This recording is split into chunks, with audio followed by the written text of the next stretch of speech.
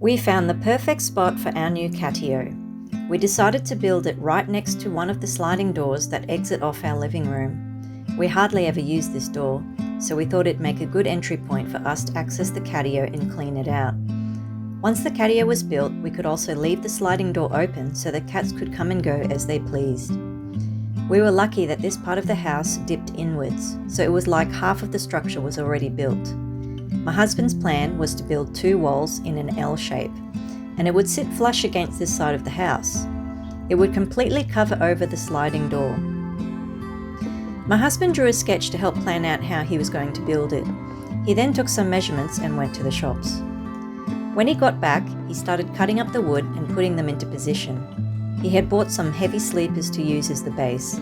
This way, he wouldn't need to drill holes into the concrete floor, as they would be heavy enough to support the walls. We had discussed during the planning stage that it was important to have the Catio built in a way so that it would 1. Be easy to dismantle, and 2. Not leave many marks or damage to the underlying structure. This way, when it was time to sell our house, we could dismantle the Catio and simply patch up the little screw holes left in the roof. The house would still look good for sale, and the new owners wouldn't know that a Catio once existed there. My husband joined 3 sleepers together in a row by attaching 2 pieces of pine along the joints and screwing them in. The right angle sleeper was more securely attached by using large wooden screws going directly from one sleeper to another. The cat heard all of the drilling and came to investigate. Little did she know this would be her new safe entertainment area. Next, my husband measured and cut the 4 posts to size. He aligned and secured the brackets for the posts into the awning and to the sleepers below.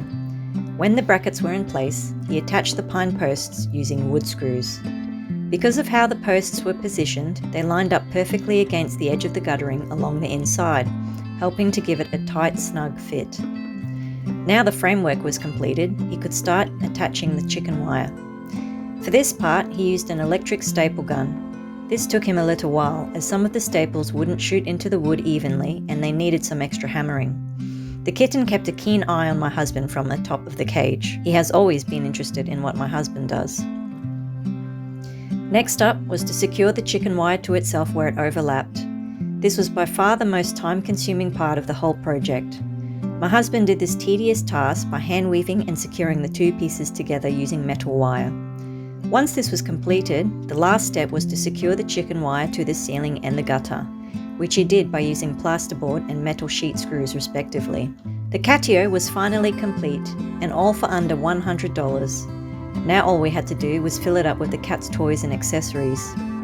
First we put in the camping table and placed it at one end of the Catio.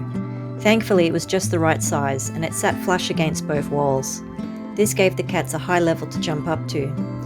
We then put in their litter trays, food bowls, scratching post and some of their toys too. We opened the sliding door and let the cats inside so they could have a look. The cat jumped in first, had a quick look around as if to say, "Is this all?" Then she went back inside the house. The kitten came in next and pretty much did the same thing. My husband had spent all afternoon making this for the cats and they didn't seem very grateful. We kept the sliding door open so they could come and check it out later. My husband decided to put some backing onto one end of the Catio for some extra shelter. He also slid the plastic base of the cage at the side of the camping table. It was just the right size, and now the bottom part of the camping table was completely blocked off. Perfect. Later on in the day, we saw that both of the cats were having a nap on top of the camping table. I guess they liked it after all. At dinner time, we fed the cats in the Catio and closed the door.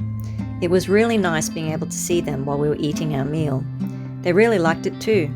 It was much better than being in the bathroom, as they could now see outside into the garden.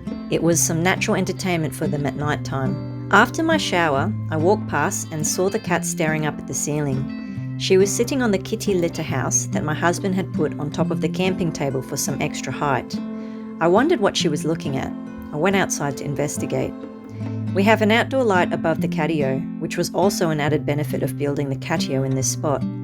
When we turned the light on at night, it attracted all the moths and other bugs to it. And what do you know loves eating moths?